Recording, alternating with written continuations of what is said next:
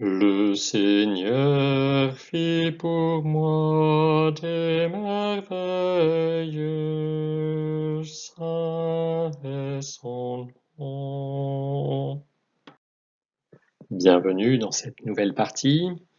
Après avoir étudié le sens de la liturgie des heures, après une initiation rapide à la psalmodie, nous allons maintenant voir toutes les parties d'un office pour nous préparer à dire l'office des complis.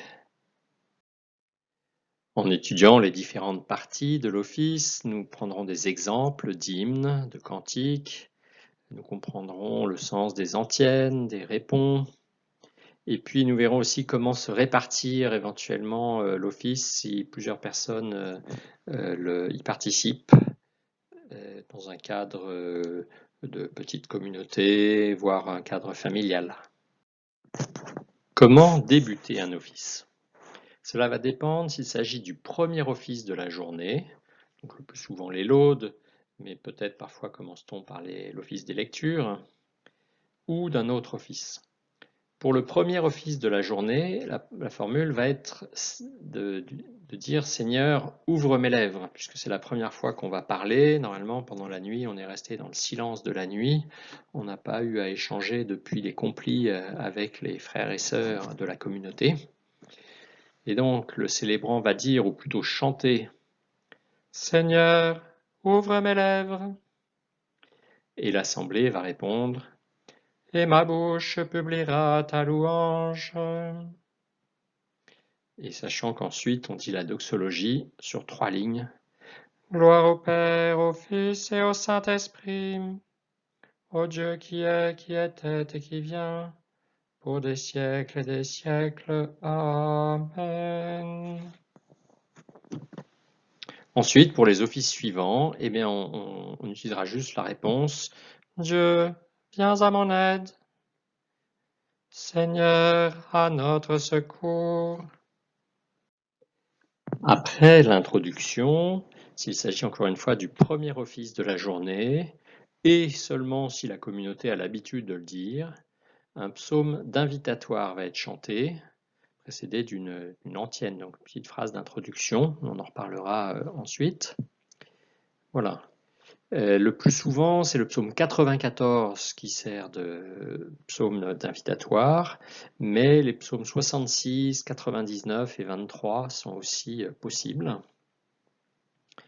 Et donc, il possède plusieurs airs, hein, mais il y en a certains qui sont connus, que je vais vous chanter par exemple. En tout cas, les paroles sont « Venez, crions de joie pour le Seigneur, acclamons notre rocher, notre salut ». Terre entière acclame Dieu, chante le Seigneur. On reprend tous ensemble. Terre entière acclame Dieu, chante le Seigneur. Venez, crions de joie pour le Seigneur, acclamons notre rocher, notre salut. Allons jusqu'à lui en rendant grâce. Par nos hymnes de fête, acclamons-le. Ta-da-ta, ta-ta-da-ta, ta-da-ta, ta-ta-da-ta, ta-da-ta, ta-ta-da-ta, ta-da-ta, ta-ta-da-ta. Terre entière acclame Dieu, chante le Seigneur. Voilà, donc le sens du psaume invitatoire est vraiment de lancer une dynamique à la fois d'un chant connu, puisque ça va être quasiment tout le même tous les jours. Donc ça permet un peu de faire un échauffement vocal, de réunir tous les participants avant l'étape suivante. Après l'introduction et l'invitatoire, arrive un hymne. Cet hymne va être propre à chaque journée, à chaque fête de saint, à chaque solennité ou occasion particulière du calendrier liturgique. Il va lui donner sa couleur et continuer aussi à contribuer à faire l'unité parmi les participants qui vont prendre ce premier chant propre à la période. Donc l'hymne a pour vocation d'être chanté et il y a un certain nombre d'hymnes connus qui sont proposés dans le cadre du bréviaire, mais pour autant certains sont aussi peu connus. Et donc dans ces cas-là, on peut seulement les lire ou les dire recto tono, mais l'idéal c'est d'utiliser les tons, les mélodies connues pour ces hymnes, voire d'aller sur Internet en chercher, ou encore une fois, de s'associer dans les communautés aux hymnes tels que pratiqués dans la communauté. Pour donner un exemple, par exemple, pour le baptême du Seigneur et pour toute la période de Noël, il y a cet hymne bien connu que vous trouvez sur les 2 dernières lignes. Peuple, criez de joie et bondissez d'allégresse. Le Père envoie son Fils manifester sa tendresse. Ouvrons les yeux, il est l'image de Dieu, pour que chacun le connaisse. Voilà, donc c'est un peu un exercice au fur et à mesure d'apprendre et de s'approprier le répertoire des hymnes monastiques que vous trouverez encore une fois même sur YouTube. Avant chaque psaume, une antienne va être proposée qui va donner une couleur au psaume. Parfois c'est un verset du psaume, parfois c'est un éclairage particulier qui est donné sur le psaume. Sachant que souvent il y en a plusieurs qui sont proposés pour la période, pour le temps ordinaire, et après parfois des antiennes spécifiques pour le temps de Noël ou pour Pâques. Là je vous ai écrit par exemple pour le psaume 150, eh bien il y a l'antienne 1 qui est Alléluia, louez le Seigneur, Alléluia, Alléluia, ou l'antienne 2 au choix, louange au Seigneur par tout ce qui vit et respire, ce qui reprend le dernier verset là du psaume. Voilà, donc ça c'est le lecteur qui va choisir, ou le chantre, parce que l'antienne peut être soit lue, soit chantée. En revanche, dans tous les cas, pour que chacun s'approprie cette antienne, elle va être d'abord lue par une seule personne et reprise par tous, par toute l'assemblée. Voilà, et sachant que dans certaines communautés, on reprend également l'antienne en fin du psaume pour vraiment garder dans le cœur cet éclairage qu'on souhaite donner à ce psaume.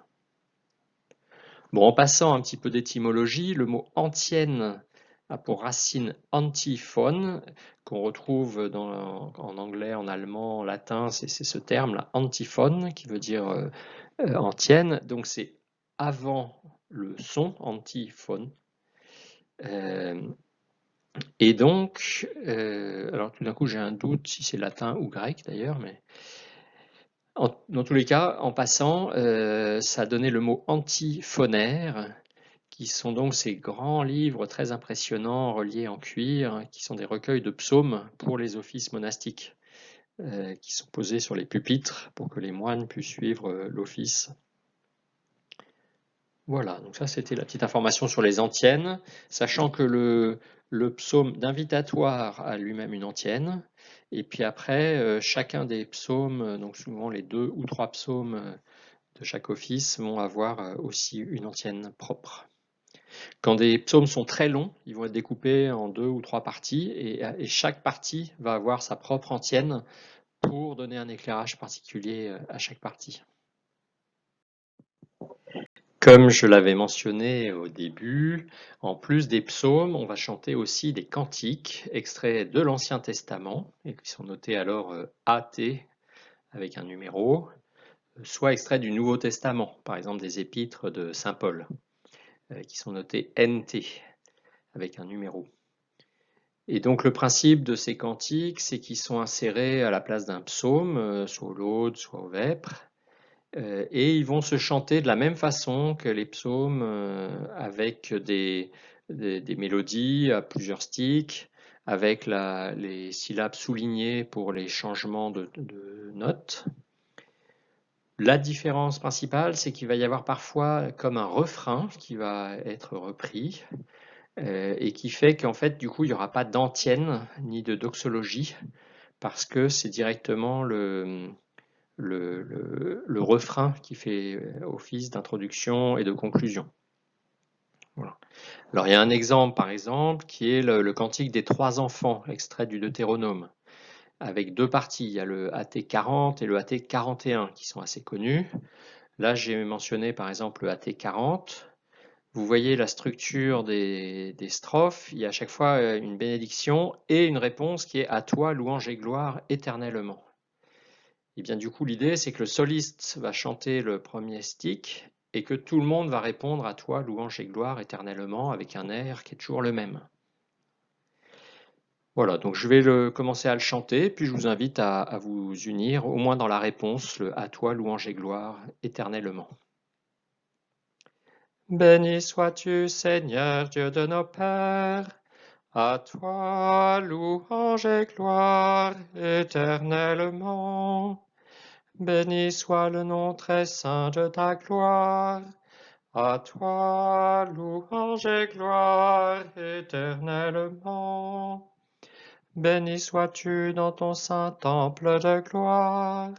À toi, louange et gloire éternellement. Béni sois-tu sur le trône de ton règne. À toi, louange et gloire éternellement.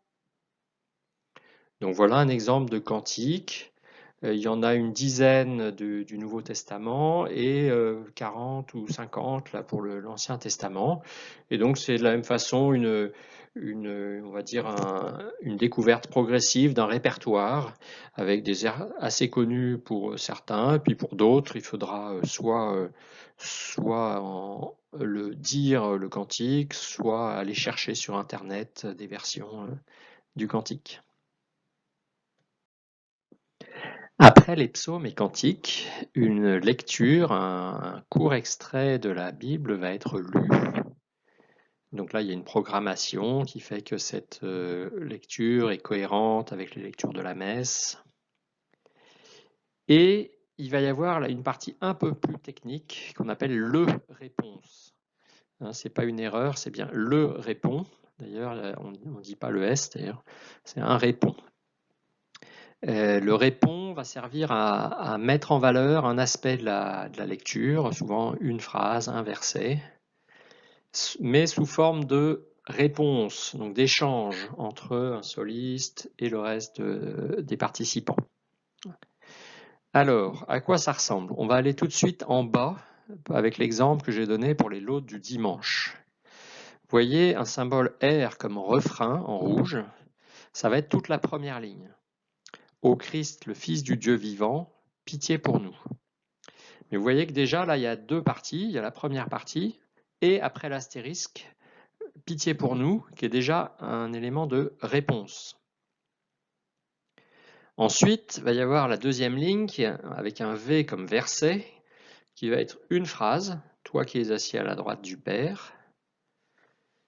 Et on a l'astérisque qui réapparaît. Alors là, ça veut dire qu'il va falloir répéter le pitié pour nous avec la mélodie que le chantre nous a donnée. Et puis, on reprend la doxologie, gloire au Père et au Fils et au Saint-Esprit, et à nouveau le R du refrain. Ça veut dire qu'on va répéter toute la première ligne. Ô Christ, le Fils du Dieu vivant, pitié pour nous. Voilà la logique générale, c'est-à-dire d'une part le R de refrain qui est noté au début et que du coup on va reprendre à chaque fois que le mot R apparaît. Là ici c'est un répond assez simple, mais parfois le refrain va être repris plusieurs fois. Et puis parfois de même façon il va y avoir plusieurs versets et à chaque fois on va reprendre juste la petite réponse, la petite partie en vert qui est juste une partie, comme une réponse au sein du répond. Voilà. Après, de toute façon, ne vous inquiétez pas, si vous ne participez pas au répond, c'est pas grave, parce que la communauté le fera avec vous. Mais donc voilà la forme maintenant que ça prend si on veut le chanter. Le plus souvent, on prend sur cet air. Ô Christ, le Fils du Dieu vivant, pitié pour nous. Toi qui es assis à la droite du Père, pitié pour nous. Gloire au Père et au Fils et au Saint-Esprit. Ô Christ, le Fils du Dieu vivant, pitié pour nous. Voilà, et sachant que j'ai omis en plus, là étant seul, mais le refrain initial, normalement on le reprend tous ensemble. C'est-à-dire quand le chantre fait « Ô Christ, le Fils du Dieu vivant, pitié pour nous », et bien toute l'assemblée reprend « Ô Christ, le Fils du Dieu vivant, pitié pour nous ». Voilà, j'espère que vous avez compris la logique. N'hésitez pas à revenir en arrière pour faire une petite répétition. L'office se poursuit ensuite avec ce qu'on appelle les cantiques évangéliques, puisqu'ils sont extraits des évangiles, en l'occurrence de l'évangile selon saint Luc, qui a produit un certain nombre de tubes à son époque. Alors le plus connu, c'est ce qu'on appelle le Magnificat, le NT1, qui est le cantique de Marie. Mon âme exalte le Seigneur, exulte mon esprit en Dieu mon Sauveur. Il s'est penché sur son humble servante, etc., etc. Sachant que Magnificat, eh bien, c'est le nom qui est donné en latin, du nom du premier mot en latin. Magnificat, anima mea. Voilà, donc ça, ce cantique de Marie, il est pris à chaque vêpres, le soir. C'est un chant de louange à Dieu, chanté par Marie elle-même. Ensuite, on a le cantique de Zacharie, qui a été prononcé donc par Zacharie au moment de la naissance, ou du baptême plutôt, au moment de la naissance de Jean-Baptiste. Donc c'est le Benedictus en latin, le NT2. Là, j'ai mis le début des paroles en dessous. Là, il y a un air assez connu. Béni soit le Seigneur, le Dieu d'Israël, qui visite et rachète son peuple. Il a fait surgir la force qui nous sauve dans la maison de David, son serviteur, comme il l'avait dit, etc., etc. Donc ça, c'est un chant de louange qui correspond bien à l'ambiance des laudes du matin. Et puis, le soir, on a le cantique de Siméon. Donc lorsque Siméon a accueilli Joseph et Marie au temple, qui venaient présenter Jésus au temple, et donc maintenant, ô maître souverain, tu peux laisser ton serviteur s'en aller en paix. Donc ça, c'est Nunc dimittis en latin. Voilà, un chant d'espérance. Donc vous trouverez, il y a des liens qui sont disponibles que je vais mettre dans la descriptif de la vidéo pour que vous puissiez aller sur YouTube chercher ces mélodies classiques.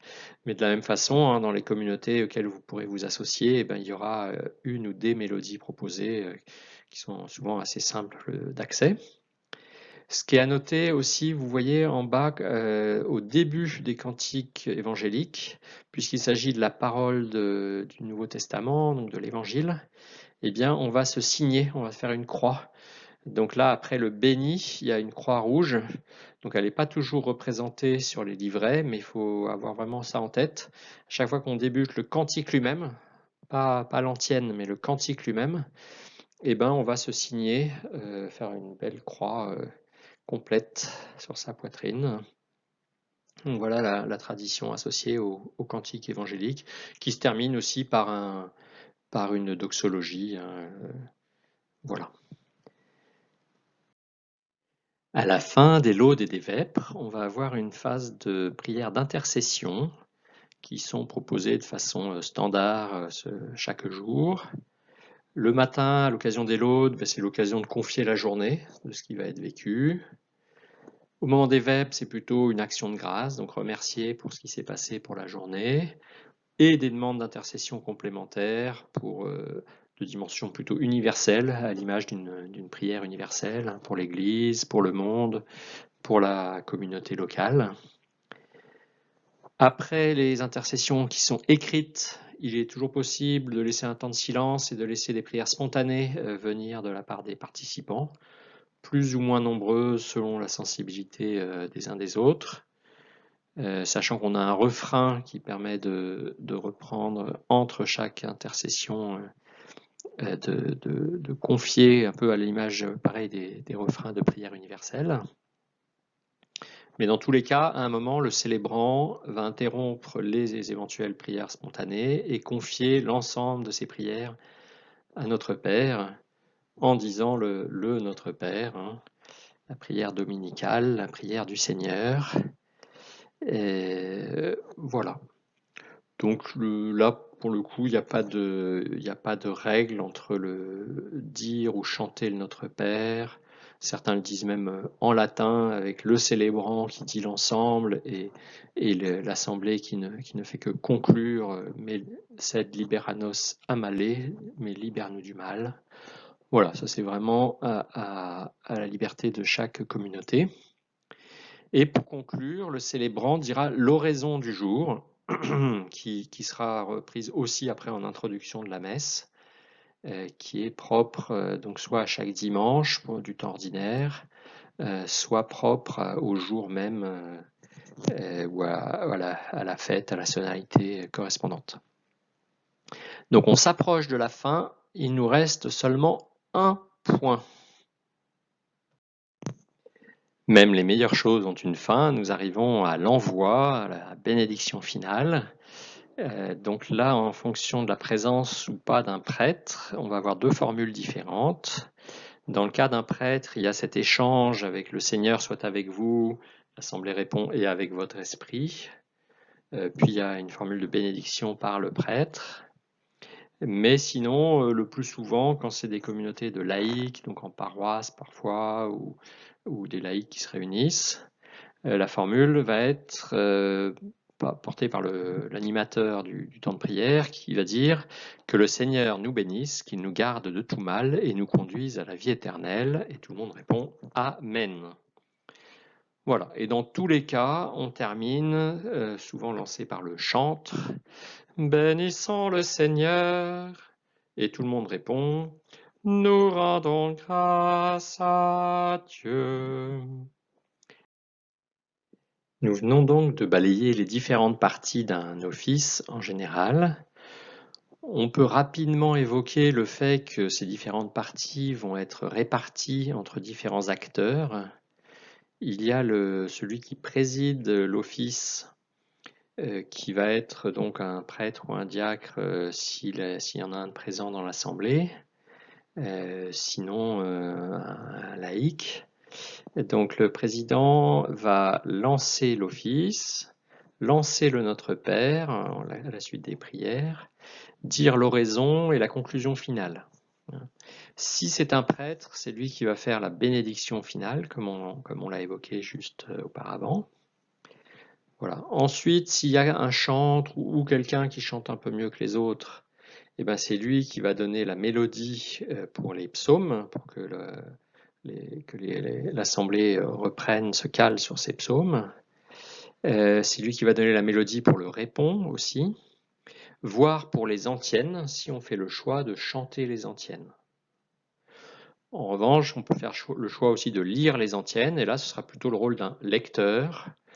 Donc, il y a un lecteur qui va d'une part, qui lirait les antiennes si c'est le cas, et qui lira la parole de Dieu, soit depuis sa place, hein, si c'est très informel, soit en allant à l'ambon, si on est dans une chapelle ou une église. Et puis qui dira aussi les intentions de prière, à moins que le président, surtout si c'est un prêtre ou un diacre, choisisse de les dire lui-même.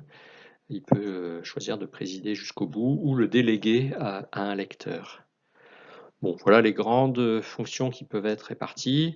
Après, en tout petit comité, encore une fois, une personne peut dire l'office seule et va donc faire l'ensemble de ces choses. Donc pour les tout petits comités, on peut s'organiser de façon un peu différente, mais le principe des choses à répartir est ainsi. Pour conclure sur ce déroulement complet d'un office, il est bon de rappeler l'objectif premier de l'office, qui est bien la prière, donc à la fois de se rendre présent à Dieu qui est là, qui est présent, donc d'accueillir la présence de Dieu et puis à la fois de donner le meilleur de soi-même, tant dans la qualité que dans la quantité, de la densité de ce qui est vécu. Voilà, donc du coup un petit rappel de choses qui sont mentionnées dans la présentation générale de la liturgie des heures, qui est que pour que l'office soit pleinement vécu dans la prière, eh bien l'ambiance sera pleine de respect qui convient à la dignité de Dieu présent parmi les participants. En particulier si on dit l'office dans une chapelle, mais c'est pas tant lié au lieu qu'au fait qu'on soit réunis pour prier ensemble au nom de Dieu et avec le Christ et tourner vers le Père dans l'esprit. Ensuite, tout ça, voilà, le but, c'est pas tant de suivre des méthodes, hein, même s'il y a tout un cadre qui est défini, mais le cadre libère. Et donc, le but, c'est de vivre ça dans la joie du cœur et dans la douceur de l'amour, parce qu'on se réjouit d'être avec Dieu, d'être avec des frères et de louer Dieu comme c'est notre vocation. D'où après la nécessaire justement souplesse, éventuellement sens de l'adaptation, voilà, on va dire la légèreté de l'amour. Et de la même façon, dans la liberté des enfants de Dieu, donc avec une certaine spontanéité, et pas forcément avec quelque chose de trop très rigoureux qui serait un mode de surveillance, de sa propre surveillance ou de surveillance des autres. Voilà, l'idée c'est que, encore une fois, c'est de grandir, de se laisser attirer par Dieu à l'occasion de cet office, hein, et que l'âme soit spirituellement nourrie, comme on l'a dit en introduction. Alors du coup, ça peut passer par quelques temps de recueillement pendant l'office. Un office de l'aude, de vêpres, souvent c'est 20-25 minutes, jusqu'à une demi-heure. Et bien, du coup, peut-être qu'après la lecture, on peut laisser un temps de recueillement, parfois après le répond, ou voire après ou avant chaque psaume pour laisser un petit temps d'intériorisation. Voilà, donc ça c'est vraiment en fonction de l'ambiance dans laquelle l'office est dit, à la convenance de chacun que ça peut être vécu. Et on va voir que en lien avec cette attitude générale, il y a aussi les postures qui ont un sens, et ça va être notre dernière slide pour cette séance. Voilà, donc comme on l'évoquait à l'instant, dans cet objectif d'avoir un respect pour la parole de Dieu qui est lue, pour tout l'être qui veut en communauté se tourner vers Dieu, eh bien l'assemblée va se tenir debout à partir du moment où on va démarrer l'office jusqu'à la conclusion.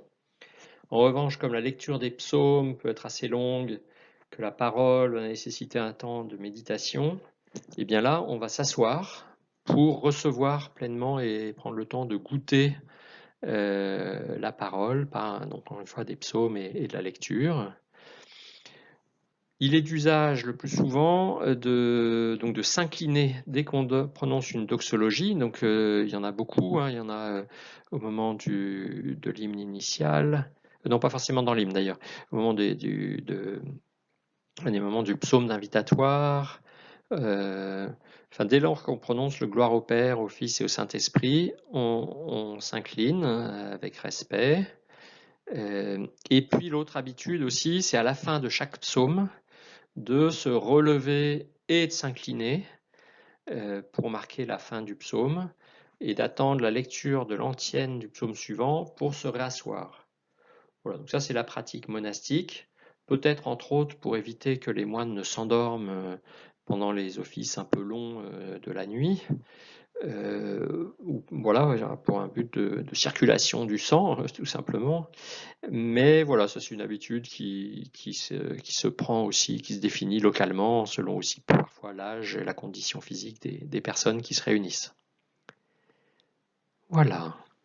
Le dernier point, on l'a déjà un peu évoqué, c'est par rapport au fait de se signer. Donc on va se signer au début et à la fin de l'office et au début du cantique évangélique des offices principaux. Voilà, je crois qu'on a vraiment tout dit sur les différentes parties d'un office. Vous ne devriez plus avoir trop de surprises si vous assistez à un office monastique. Pendant cette séance, nous avons vu les différentes parties d'un office monastique.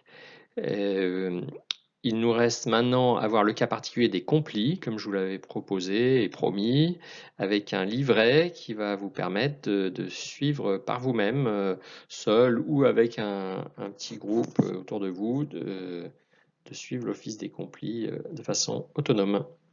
À bientôt!